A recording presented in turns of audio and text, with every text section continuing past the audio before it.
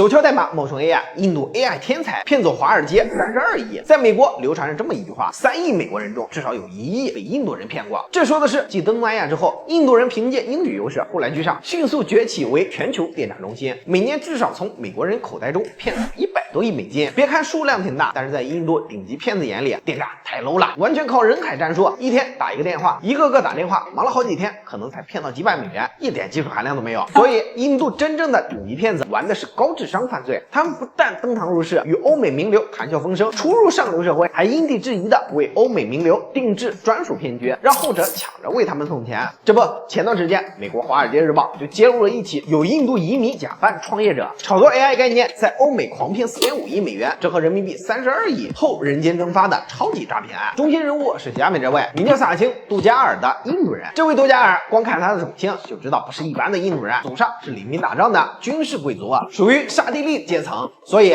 薩钦的家裡很有錢，他從小接受的是精英教育，按照歐美學生的標準培養。高中後，家人又把他送到英國留學，就讀於頂級名校帝國理工學院。幾年洋墨水喝下來，薩钦無論是談吐還是思維模式，已經完全是個英國绅士了，同學都很喜歡他。俗話說江山易改，本性難移，薩钦也不例外。這位在英國同學眼中彬彬有禮的紳士，回到印度家中又是另外一副模樣。有次暑假旅行，薩钦邀請多名歐洲同學來印度家裡做客，同學被他家的別墅、花園以及10幾名奴僕所震驚，問他為什麼21世紀了，你家裡還存在主僕關係？薩钦滿不在乎的回答：他們離開我家就活不下去，他們是自願世代侍奉我們。他看了一旁的奴僕，用當地語言問他們：你們是不是自願留在我们家的？用英語回答，奴僕們連忙點頭答道 Yes sir。大學畢業後，薩钦長期居住在英國，美名其曰尋找創業機會。2004年到2015年，他什麼熱就做什麼，先後搞過電腦零售、軟件開發、雲計算等項目，但都失敗了。值得一說的是，雲計算公司在管理這家公司期間，美國投資人指控薩钦是打着創業之名貪污公司的資金，用各種名義把投資人的錢轉移到了個人賬戶。薩钦堅決否認，最後被董事會趕出了公司，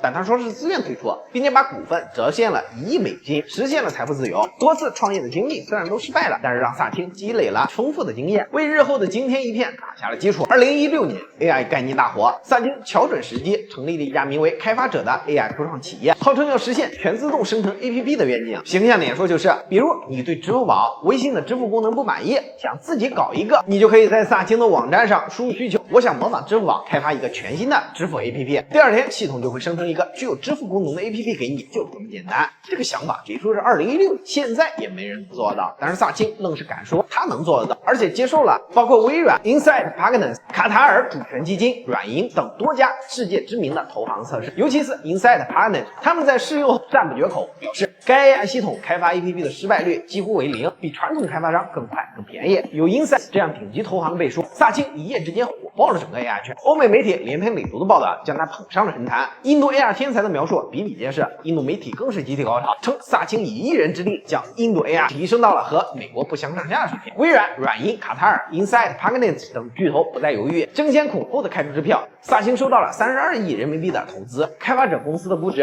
也迅速膨脹到了108億人民幣，一度成為全球前10大 AI 獨角獸之一，與 ChatGPT 齊名。儘管薩钦牛皮吹得震天響，但是總有明白人 AI 專家毫不留情地指出，全自動生成 APP10年之內沒戲，薩钦搞的測試一定有問題。那麼薩钦到底耍了什麼把戲，騙過了投資人呢？簡單的說起，用人工開發 APP， 沒有智能，全是人工。他所謂的 AI 開發者網站，實際上就是個聊天軟件。坐在另一頭的不是 AI， 是印度人。他們假扮 AI 和用戶聊天，了解他們的需求，然後加班加點的開發 APP。曾有記者懷疑，為什麼在和薩钦 AI 交流開發需求時，對方的回答總是一股咖喱味。薩钦的回復是，開發過程中用了大量印度程序員的數據，所以訓練出的模型有咖喱味。其實根本就是印度人在敲鍵盤回答，當然有咖喱味了。為了不被外界發現這群人，薩钦特地把程序員藏在了印度，把運營中心放在了英國，給人一種他們是高科技公司的錯觉。今年初，在 DeepSeek 火爆全球之後，這位印度的 AI 天才的騙局也接近了尾聲，越來越多揭秘真相的報道見諸報端，